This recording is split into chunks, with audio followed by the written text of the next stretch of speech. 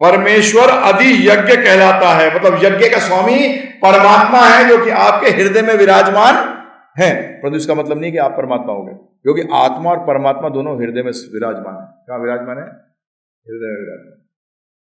सी, जब आप 12वीं क्लास में होते हैं और आप बेसिकली डॉक्टर बनना चाहते हैं, तो आप 12वीं क्लास के अंदर आप वायरस नहीं देख सकते ब्लड के अंदर, अभी आप ट्रेंड नहीं, परंतु आप बाद में देख सकते हैं जब आप सुपात्र बन जाते हैं।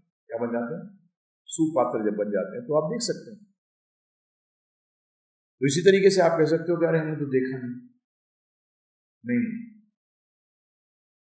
शुरू में हर चीज दिखती नहीं, शुरू में थ्योरी में समझनी पड़ती है, फिर उसको प्रैक्टिकली ऑब्जर्व किया जाता है। Observation is not the first step, observation पहला स्टेप नहीं है प्रभु जी। हम पहले स्टेप में क्या करना चाहते हैं? दिखाओ। आज डॉक्टर कैसे देख लेता है?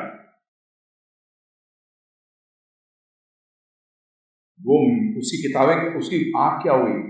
मेडिकल आइड हो गया। वो क्या हो गया? अब वो आंखों से किससे देखता है? मेडिकल। तो शास्त्र कहते हैं पहले शास्त्र चक्षु से देखना सीखो। किससे? शास्त्र चक्षु। थ्योरेटिकली पहले जानो। पहले क्या करो? जब आप केमिस्ट्री पढ़ते थे, स्कूल में सब पढ़ते थे, उस टाइम आप पहले थ्योरी करते थे या सीधा सीधा लैब में जाते थे? पहले तो लैब में तो पता लगा बम ब्लास्ट करा दो, है जी।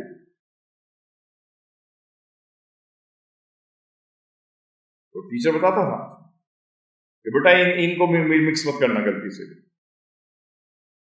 ये अलग ही रहनी चाहिए, और पानी समझ के नाइट्रिक एसिड मत पी जाइए।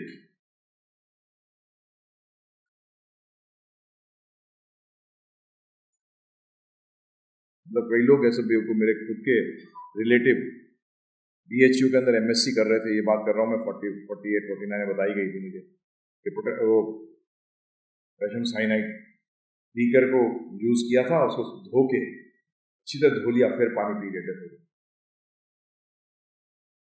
गलती थी, मतलब थ्योरी उन्होंने सही तरह लगाई नहीं, इसलिए फंस गए। प्रैक्टिकल में अच्छा ये त्यागना पड़ेगा।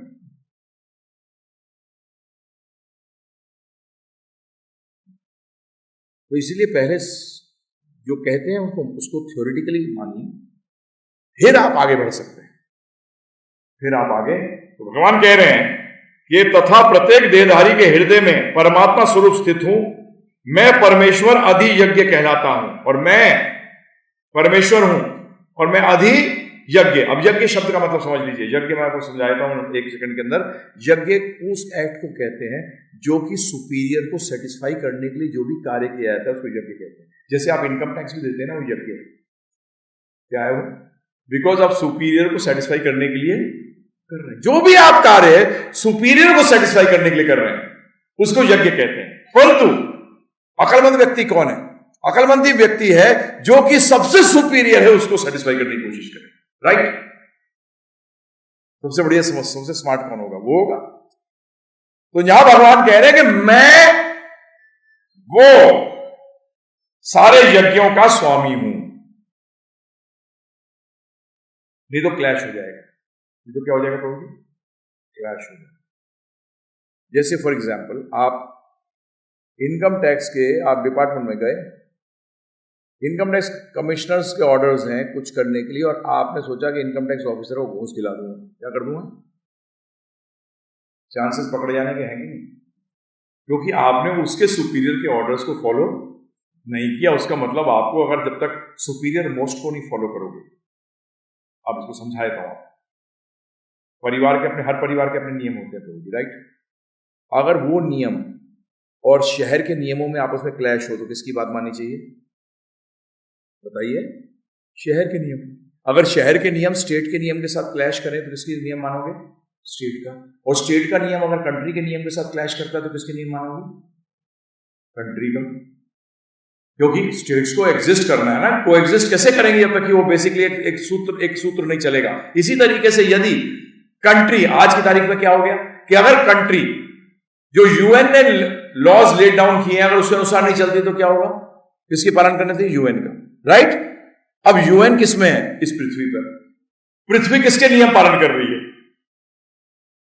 जो एक घूमती है अपने एक्सिस पे, ये तो यूएन ने नहीं बनाई, ये तो ना किसी कंट्री ने बनाई, ये तो प्रभु जी थे। उसका मतलब there are some laws which are higher than the laws जो हम लोग बना रहे हैं। तो हमारे लॉज उस लॉज के साथ मैच करने चाहिए, नहीं करने चाहिए? इसीलिए गॉड के नियमों को जानना अनिवार्य है। सुपीरियर मोस्ट हो गए ना प्रभु जी?